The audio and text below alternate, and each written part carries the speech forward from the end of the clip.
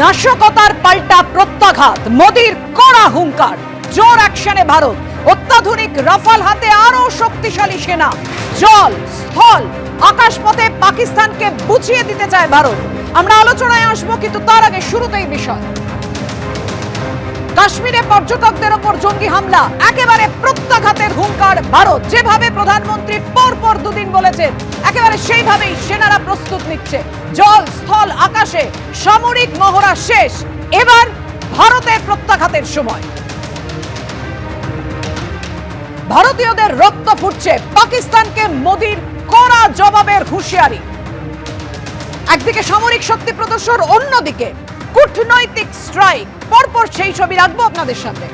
পাকিস্তানের বুকে কাঁপুনি ধরিয়ে ভারতের হাতে ঘাতক অস্ত্র। রাফাল চুক্তি সই হলো আজ।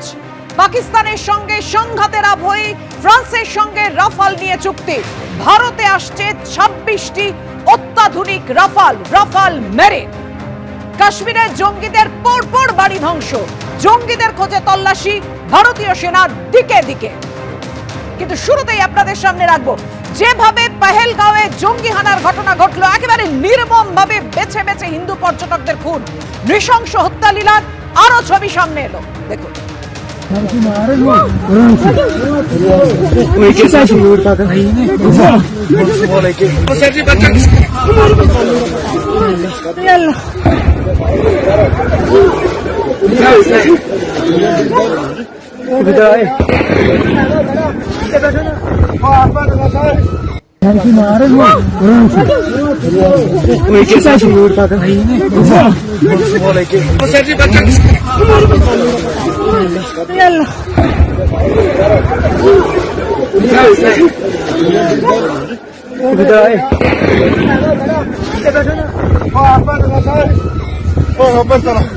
কাস্টমার পাওয়ার না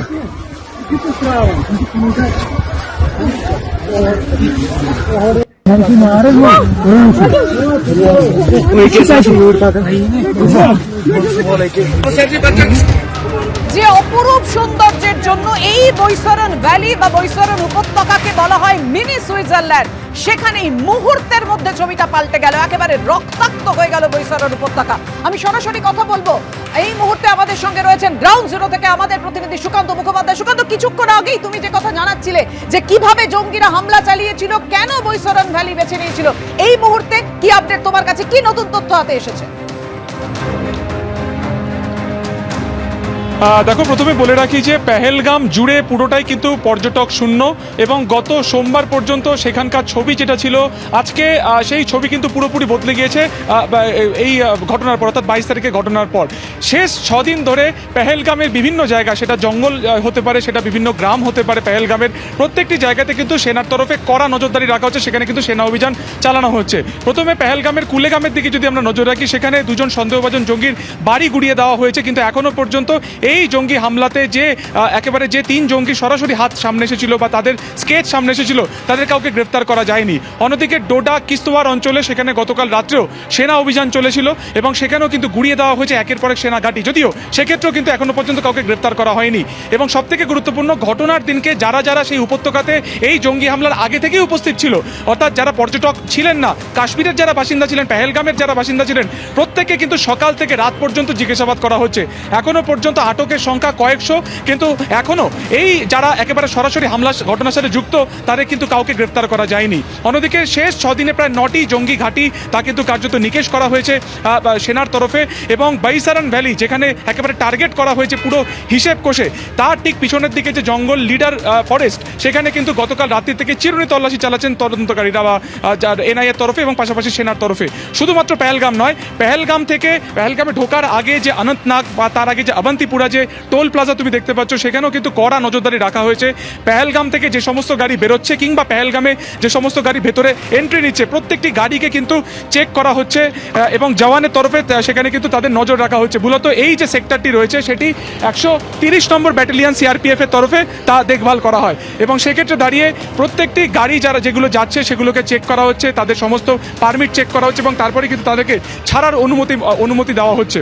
এবং তোমাকে জানিয়ে রাখি যে ইতিমধ্যে ইতিমধ্যে লিডার ফরেস্ট সেখানে যে চিরুনি তল্লাশি চালানো হচ্ছে, তার পাশাপাশি কি এনআইএর তরফে ইতিমধ্যে কিন্তু আহত যারা হয়েছিলেন ঘটনায় তাদের বয়ান নেওয়া হয়েছে, যারা নিহত হয়েছেন তাদের পরিবারের বয়ান নেওয়া হয়েছে। ঠিক কী ঘটেছিল বাইসারান ভ্যালিতে গত 22 তারিখে সেটাকে ভালো করে জানার চেষ্টা হচ্ছে। কিভাবে জঙ্গিরা ভেতরে প্রবেশ করলো সেই সম্পর্কে সেনারা জানাচ্ছেন, যেটা যে পুরো হিসেব কষে পূর্ব পরিকল্পনা করেই কিন্তু করা হয়েছে। তার কারণ যেখানে ঘটনা তার ভৌগোলিক অবস্থান যদি দেখা যায় সেক্ষেত্রে দেখা যাবে যে লিডার ফরেস্ট তার ঠিক পিছনের দিকে অংশে পাহাড়, যা মার্চ পর্যন্ত বরফে ঢাকা ছিল, এবং সেখান থেকে জঙ্গিরা বেরোলো, আক্রমণ করলো, পর্যটকদেরকে বেছে বেছে তাদের ধর্ম জেনে সেই হিন্দু পর্যটকদেরকে বাছাই করে খুন করলো।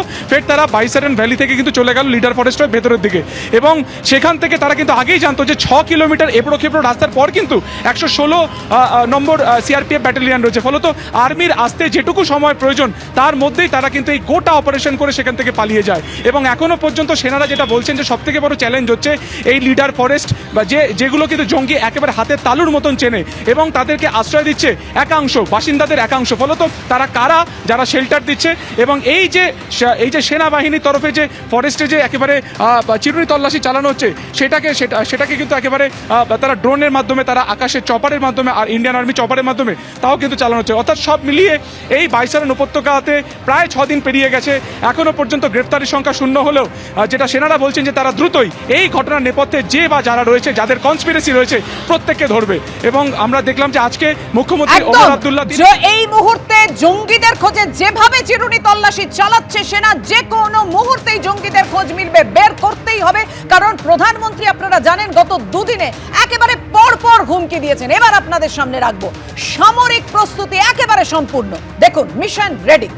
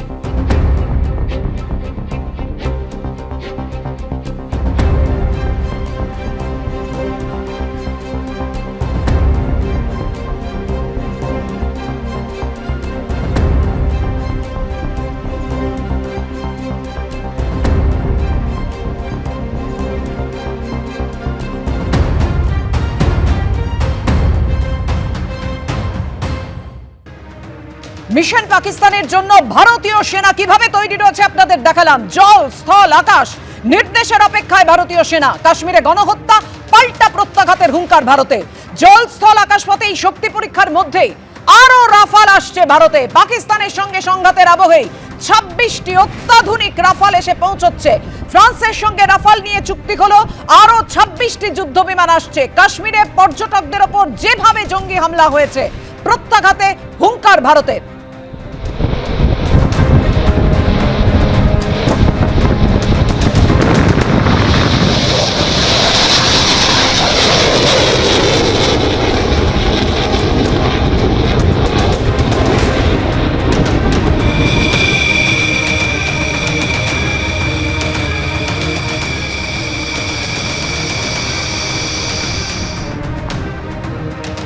আপনারা দেখলেন ইতিমধ্যে ভারতের প্রতিরক্ষা সচিব রাজেশ কুমার সিং এবং নৌবাহিনীর ভাইস চিফ অ্যাডমিরাল কে স্বামীনাথনের উপস্থিতিতে একেবারে এই চুক্তি সম্পন্ন হয়েছে। আরো 26টি অত্যাধুনিক যুদ্ধ বিমান অর্থাৎ রাফাল আসতে চলেছে। প্রাক্তন ডিআইজি বিএসএফ সমীর মিত্র আমাদের সঙ্গে রয়েছেন। মিস্টার মিত্র, জম্মু কাশ্মীর জুড়ে একেবারে তল্লাশি চলছে, এই মুহূর্তে প্রত্যাঘাত কোন পথে? 6 দিন হয়ে গেল, আশা করা যাচ্ছিল যে অ্যাটলিস্ট ধরা 1-2 পড়বে, কারণ এটাতে ক্লিয়ার বোঝা যাচ্ছে যে ওনাদের কাছে আর্লি ইনফরমেশন ছিল যে এই বাড়িগুলো টার্গেটেড করতে হবে, এবং তারা করেছেন, বাড়িগুলো ডিমলিশ করেছেন, নয় উড়িয়ে দিয়েছেন। এখন প্রশ্ন হচ্ছে যে এই যে আমরা বলছি যে রাফালকে এনেছি, yes, air asset has been very stabilize now, এবং এয়ার সুপিরিয়রিটি আমাদের যেটা সেটা অনেক বেড়ে গেল আর কি। এই রাফায়েলের জন্যে আমাদের অলরেডি আগেও কনসাইনমেন্ট এসছে রাফায়েল, যখন গতবারের একটা ঝামেলা হয়েছিল সেই সময় আমরা এনেছিলাম। প্রশ্নটা হচ্ছে যে আমরা গ্রাউন্ড সুপিরিয়রিটিতে যদি আমাদের হয়, কোনো জায়গায় খুঁত থাকে, তাহলে কিন্তু রাফায়েল ওই এয়ার সুপিরিয়রিটি হয়ে আমাদের কোনো কাজে লাগে। There should be a sync among the three power, navy, air force and also the army. এখন এই জায়গাটায় বারবার এরা নিজেরাই বলছে যে এদের বাড়ি হচ্ছে কিস্তোয়ার আর Doda, Doda, Bhaderwah and all those places. আমার জায়গাটা হচ্ছে যে তোমরা যদি জানোই, দেন ওয়াই ওইখানে নিশ্চয়ই ও যাবে বাড়িতে। ওর কারণ কাশ্মীরিদের একটা ক্যারেক্টারিস্টিক্স হচ্ছে ওরা ফটো তুলতে খুব ভালোবাসে, number one. Number two, they are basically ভিতু। I mean, this is my experience about 15 years in Jammu Kashmir. ওদের দুটো থাপ্পড় মারলে ওরা মানে ইয়ে হয়ে যায়, গিলা হয়ে যায় আর কি। কিন্তু ওদের সঙ্গে যদি থাকে এবং if they are those kind of militant, যাদের ইনডক্ট্রিনেট করে, যারা ওই অ্যাডিক্ট যায়, যাদের ফিদাইন অ্যাকশনের জন্য পাঠানো হয়, যে ওই মানে একটা আইডি লাগলো, তার মধ্যে একটা ফেরন পড়ে নিল, যেগুলো ওকে বলা হলো যে ওকে যে মেরে ওই ধরনের যে বাস্ট করে দিয়ে করে। কিন্তু আমার যেটা সেটা হচ্ছে যে এই যে ঘটনাটা ঘটলো, এই নারকীয় ঘটনার যারা আমরা রয়েছি সবাই প্রত্যেকেই আশা করছি যে এর যথাযোগ্য জবাব হবে। আমরা আমাদের প্রাইম মিনিস্টার কিংবা বর্তমান গভর্নমেন্ট তাদের উপরে বিশ্বাস আছে, কিন্তু আমার মনে হয় যে আরেকটু ত্বরান্বিত করলে মানুষের যে তাদের যে ভরসাটা সেটা আরও বেশি রিইনফোর্সড হতো। সেই জায়গাটায় আমার এইখানে যেটা হচ্ছে যে এই এখন যেটা দরকার সেটা হচ্ছে volume, quantum of force should be on ground. আর কোথাও তাদের দরকার নেই এখন অ্যাট দিস টাইম। সেখানে যে তারা দে মাস্ট প্রত্যেকটা ঘর সার্চ করবে, প্রত্যেকটা। এবং সেই জায়গাটা যেমন বলছে যে কিস্তোয়ারের মধ্যে দিয়ে যেখানে লুকিয়ে থাকার আশঙ্কা রয়েছে, এবং লিডার নদী যেখানে বারবার আমাদের প্রতিনিধিরা তুলে ধরছেন, একদম সেই ছবি আপনাদের সামনে তুলে ধরবো। এবং আপনারা জানেন প্রধানমন্ত্রী নরেন্দ্র মোদী বলেছেন ভারতীয়দের রক্ত ফুটছে, বদলা চাইছে 140 কোটির দেশ ভারত, প্রতিটা মানুষ চাইছে পেহেলগাঁওয়ের বদলা। কিন্তু কোন পথে, কিভাবে? আমি এখানে গদাধর চট্টোপাধ্যায়ের কাছে আসবো। এইবার ভারত যে সামরিক প্রস্তুতি নিয়েছে তাতে মিশন একদম রেডি। কোন পথে, কিভাবে এই পাকিস্তানের কোমর ভেঙে দিতে পারে ভারত? দেখুন, এখন যে স্টেপটা নিয়েছে সেটা হচ্ছে all out effort. All out প্রথম হচ্ছে যেটা করেছে সেটা হচ্ছে combing operation, flushing out total কাশ্মীরের, রাইট ফ্রম আপনার কুপারা, বারামুল্লা থেকে শুরু করে কমপ্লিটলি আপনার ডোডা পর্যন্ত, ডোডা কিস্তোয়ার জম্মুর পোর্শন পর্যন্ত ফ্লাশ আউট শুরু হচ্ছে এবং চলছে। সেটা ফ্লাশ আউট করে করে যেসব জায়গায় আইডেন্টিফাইড এরিয়া সেগুলো ডিমোলিশও করে দিচ্ছে। এরা 9টা না 7টা ডিমোলিশ করেছে। কিন্তু কথা হচ্ছে যে শুধু ফ্লাশ আউট করলে হবে না, আমাদের যেটা দরকার বর্ডার ম্যানেজমেন্ট, এরা যেন বর্ডার দিয়ে না পেরোতে পারে। আরেকটা জিনিস সবথেকে যে বড় কথা হচ্ছে সেটা হচ্ছে যে এদের সঙ্গে যারা কাজ, কোহর্টস যারা রয়েছে, এই অর্গানাইজেশন যাদের মদতে কাজ করে, সেই মদত কাশ্মীরেও আছে এবং সেগুলো সব আউটলট, সেগুলো সব আপনার ব্যান্ড অর্গানাইজেশন। কিন্তু তাদের ফাইন্যান্সটা বন্ধ করতে হবে। এবং আরেকটা হচ্ছে যে থ্রু আউট ইন্ডিয়া এদের যে নেটওয়ার্ক রয়েছে, সেই নেটওয়ার্কের উপর প্রচণ্ড নজরদারি করা দরকার। কারণ এই যে ধরুন লস্করি তৈবা যেই নেটওয়ার্কে কাজ করে, সেই নেটওয়ার্ক কিন্তু আপনার ওয়েস্ট বেঙ্গলেও আছে।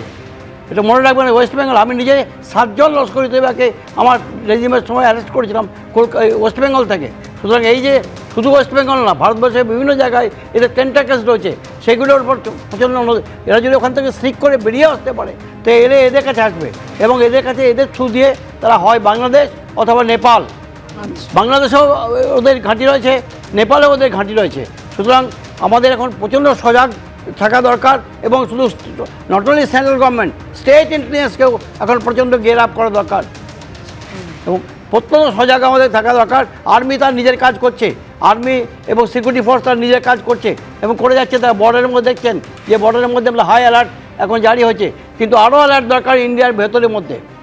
আর সবথেকে বড় কথা হচ্ছে যে আমাদের এখানে যারা এখন সব একটা আমাদের মিশন হবে, দ্যাট ইজ যে annihilate terrorism or militancy from Indian soil, এবং আইএসআইয়ের এই যে গেম প্ল্যান এটাকে ফাইল আউট করে দেওয়া। আচ্ছা, মানে আপনি বলছেন এইভাবেই একদম পাকিস্তানকে পর্যদস্ত করা সম্ভব হবে। আমরা ফিরছি এই আলোচনাতেই থাকবো একটা ছোট্ট বিরতির পর, সঙ্গে থাকবো।